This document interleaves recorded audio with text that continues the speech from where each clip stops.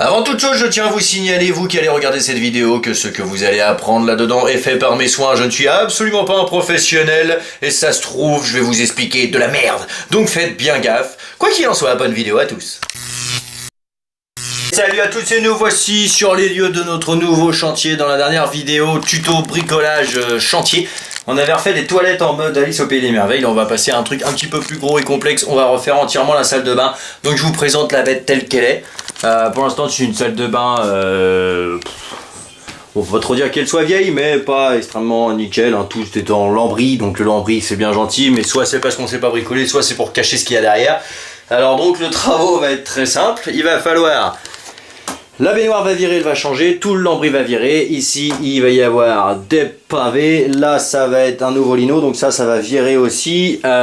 Ici, bien évidemment, il va falloir fabriquer un meuble en palette. L'évier, ça va être aussi quelque chose en palette. Enfin, pas l'évier, hein, mais le meuble en dessous. Le radiateur reste, les toilettes restent. Et au plafond, on va voir, hein, selon ce qu'il y a derrière. Les luminaires vont changer aussi, bien évidemment. Donc, que le chantier commence. Là, comme vous pouvez constater, j'ai viré tous les meubles. J'ai juste laissé les shampoings pour l'instant. Le moment est venu d'enlever le lambris. Allez!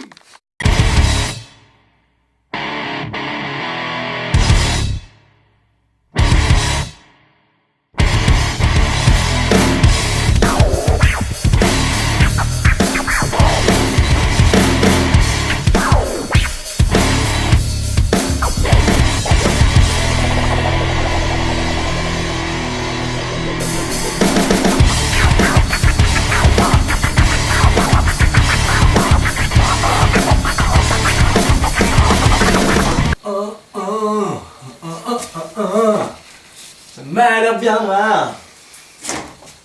Bien noir. Est-ce que c'est de la crasse ou de l'humidité? Voilà. Alors là t'enlèves deux plaques et tout d'un coup tes travaux prennent une autre dimension. On va faire des choses qui n'étaient pas prévues.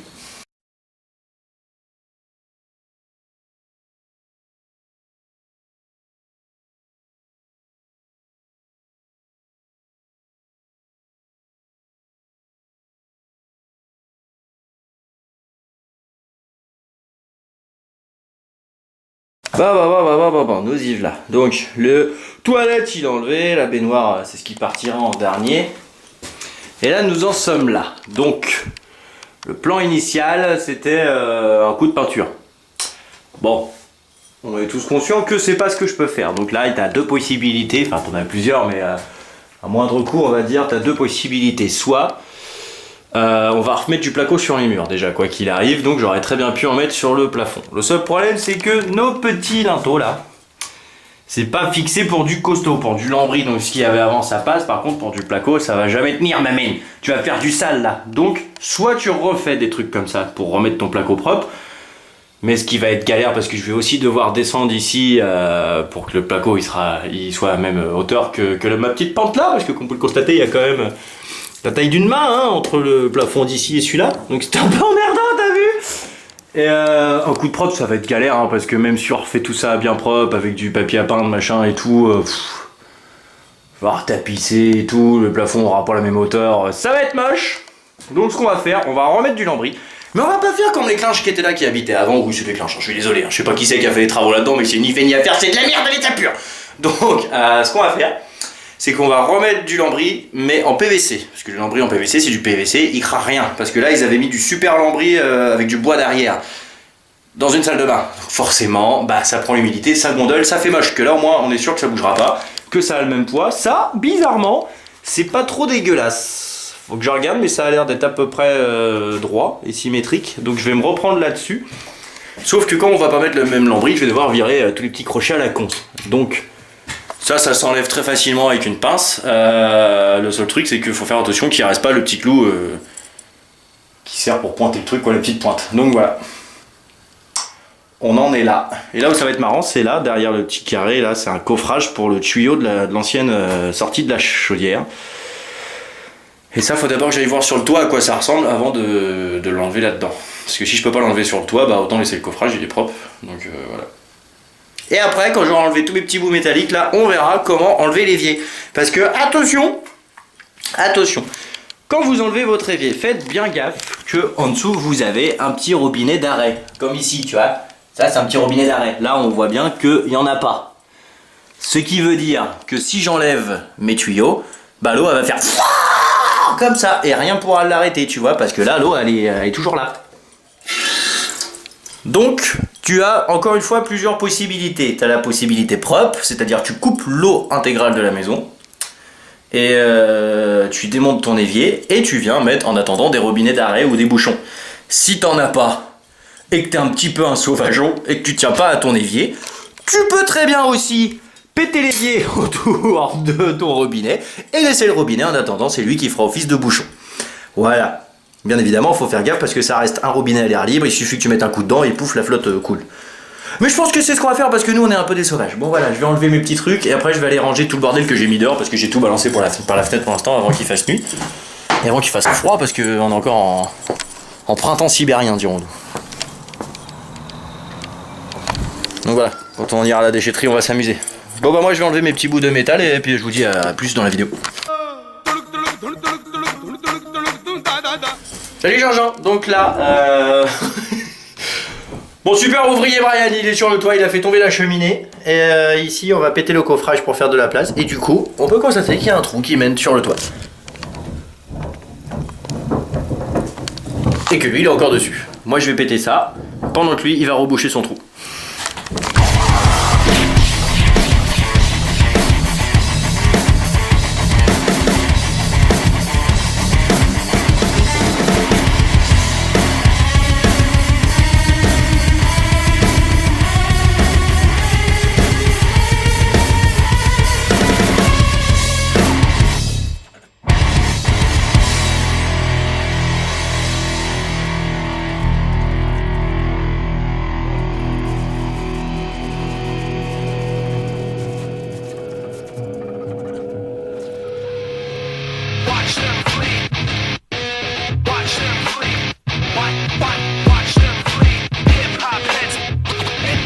Do it like this.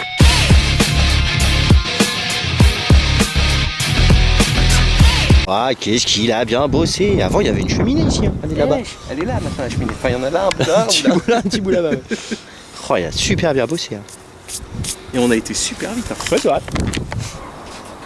Allez, ma baignoire, fais du sale, ma bête. Personne. Ah, c'est bon. Allez, tout. Ah, elle est cassée. Oh merde. C'est toi qui avais raison, finalement. Bon, voilà, une fois qu'on a tout bien cassé, bien évidemment, il faut tout remettre au propre. Donc, moi j'ai choisi de mettre du placo. Alors, comme c'est une salle d'eau, il est conseillé de mettre du placo vert. Donc c'est le placo hydrofuge. Moi je sais plus le nom, mais on s'en fout, c'est le vert pour les salles d'eau. Alors j'étais pas obligé d'en mettre partout dans la salle de bain, je pouvais juste en mettre là où il y avait la baignoire. Mais j'étais parti dans les dents. Donc pour le placo, plusieurs possibilités. Si vous décidez de pas vous prendre la tête comme moi et que le mur le permet, c'est-à-dire qu'il est assez droit, qu'il n'y a pas de bosse ou quoi que ce soit, vous pouvez directement venir visser sur votre mur. Si c'est possible, bien évidemment, on va pas revisser sur du placo derrière. De mettre des tasseaux derrière pour venir vous fixer sur vos tasseaux.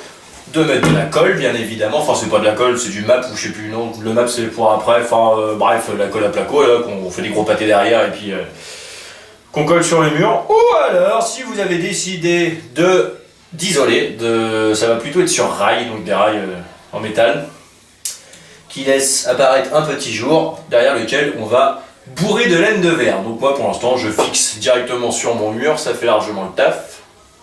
Donc je vais recouvrir tous les murs. Et après j'aurai mon trou là-bas qu'il faudra reboucher aussi.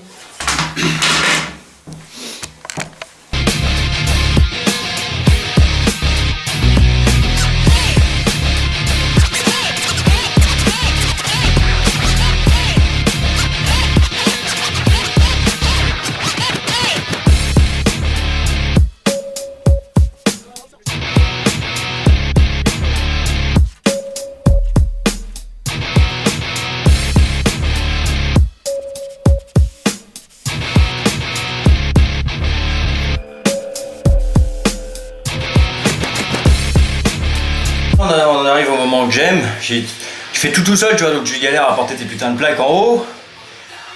Je mesure si bien en haut, en bas. Tu le mets.